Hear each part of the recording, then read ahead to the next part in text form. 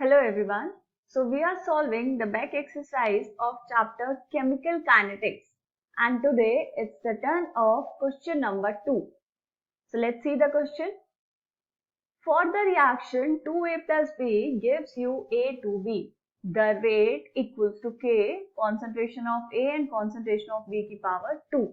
With K equals to this, mole minus 2 liter square second inverse. ठीक, calculate the initial rate of the reaction when A given है आपको, B given है आपको, initial concentrations given है. Calculate the rate of reaction after A is reduced to 0.06 mole per liter. देखिए, इसको parts में पढ़ते हैं क्वेश्चन को. सबसे पहले आपको क्या दिया हुआ है? आपको दी हुई है एक रिएक्शन. उस रिएक्शन के लिए आपको दिया हुआ है rate law expression. So rate equals to K concentration of A and concentration of B की पावर 2. ठीक है, इसमें आपको दी हुई है वैल्यूज. K की वैल्यू कितनी है? 2 into 10 to the power minus 6. concentration of A कितना है? Initial concentration is 0.1 mole per liter and concentration of B is 0.2 mole per liter.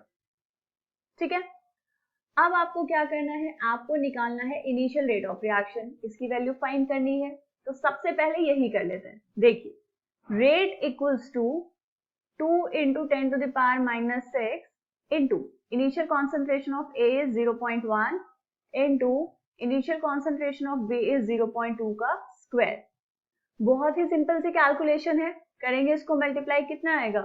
0.08 into 10 to the power minus 6. और अच्छे से कैसे लिखेंगे इसको? 8 into 10 to the power minus 4 मोल पर litre पर second. This is the answer.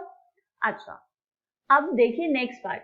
Question में कह रहा है calculate the rate of reaction after A is reduced to 0.06 मोल पर लीटर. अब देखो, एक ऐसी गलती जो जनरली बहुत सारे बच्चे कर देते हैं. आपको यहाँ पे दी हुई है A की कॉन्सेंट्रेशन 0.06, तो क्या करेंगे? यहाँ पे A में वैल्यू पुट करेंगे 0.06, B की वैल्यू लेंगे 0.2 और नया रेट ऑफ रिएक्शन कैलकुलेट कर देंगे. लेकिन ऐसे नहीं करना है, बिल्कुल भी नहीं करना है. क्यों बेटा? क्योंकि देखो, हम बात कर रहे हैं ये वाली रिएक्शन की. Twice of A plus B gives you A to B. ठीक है, जब इसकी इनिशियल कॉन्सेंट्रेशन आपने कितनी ली है? इनिशियल कॉन्सेंट्रेशन थी, इसकी है 0.1 और इसकी है 0.2. ठीक है, this is the initial concentration. ठीक है, यहां तक तो हमें सब समझ आया. उसके बाद ये आपसे कह रहा है कि A is reduced to 0.06.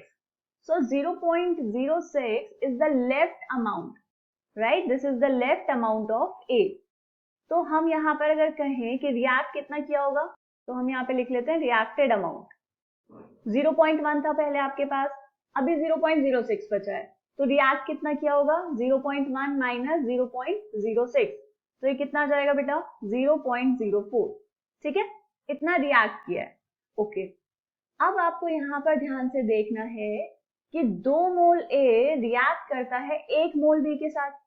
ठीक है, तो ये जो हमने लिया है 0.04, ये 0.04 B के कितने मोल्स के साथ रिएक्ट किया होगा? निकालिए.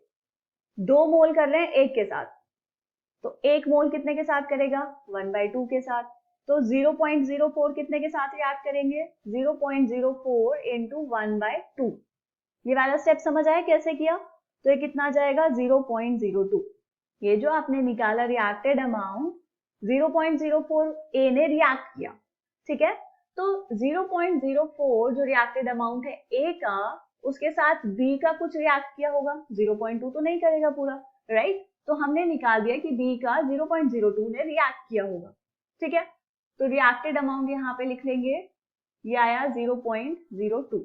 अब हमें यहाँ से देखना है कि लेफ्ट अमाउंट कितना है B का, मतलब B अभी भी आपके पास कितना बचा हुआ है. कैसे निकालेंगे?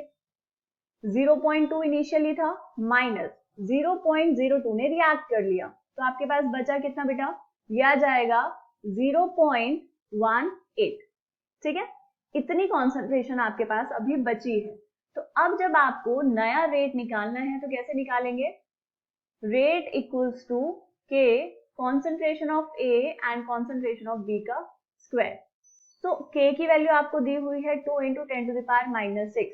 A की कॉन्सेंट्रेशन कितनी जो अभी बची हुई है कितनी है 0.06, तो यहाँ पे लिख देंगे 0.06 into concentration of B। Concentration of B का मतलब क्या हुआ, जितना B अभी आपके पास बचा हुआ है दैट इज 0.18, तो 0.18 का स्क्वायर। कैलकुलेट करेंगे इसको, तो कैलकुलेट करके आपके पास आ जाएगा 3.89 इंटू 10⁻⁹ मोल पर लीटर पर सेकेंड। ठीक है, this is the new rate R dash. समझ आया बेटा? इसमें मेनली जो गलती होती है वो सिर्फ यही होती है कि आपने देखा 0.06 और सीधा इस वाले रेट में डाल के कैलकुलेट कर दिया। ऐसा नहीं करना है, ठीक है, क्योंकि for a particular amount of a कुछ अमाउंट बचा होगा बी का रिएक्ट करने के बाद। ठीक है, तो वो आपको यहाँ पे ऐसे कैलकुलेट कर लेना है और फिर वैल्यू पुट करनी है, सीधा आपका आंसर आ जाएगा। समझ आ गया सबको? चलिए मिलते हैं नेक्स्ट क्वेश्चन में, तब तक के लिए अच्छे से प्रैक्टिस करते रहिए, पढ़ते रहिए।